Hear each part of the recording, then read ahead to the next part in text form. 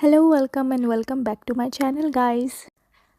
तो काली आमर बड़ी पका हम तो यहाँ गोटे राति आगु सब कखार को यहाँ ग्रेट करके एमती रखा होता घरे रही समय रे देह खराब भी थिला मझिरे से मझिरे वीडियो सब पोस्ट भी करि पारु नथिली ताथिरु भी समय काढ़ी सब वीडियो बनईकी एडिट करके पोस्ट करुच्ची। आशा करुच्ची आपण मानकु भल लागिबो। तो ये आमर बड़ी पकेबा प्रोसीजर स्टार्ट हो जाइए।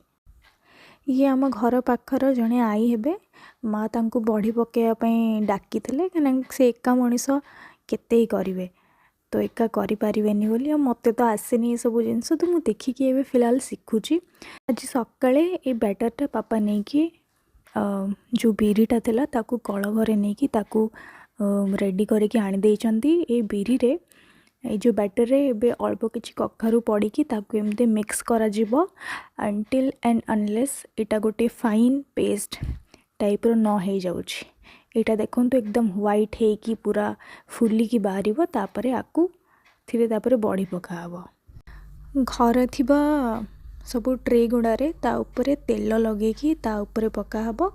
एठी एमिति आगो तेल लगेकी ता उपरे गोटे गोटे स्मॉल साइज रो आपण को जो भाया साइज भल लगे आपने से साइज रो पकई पारिबे।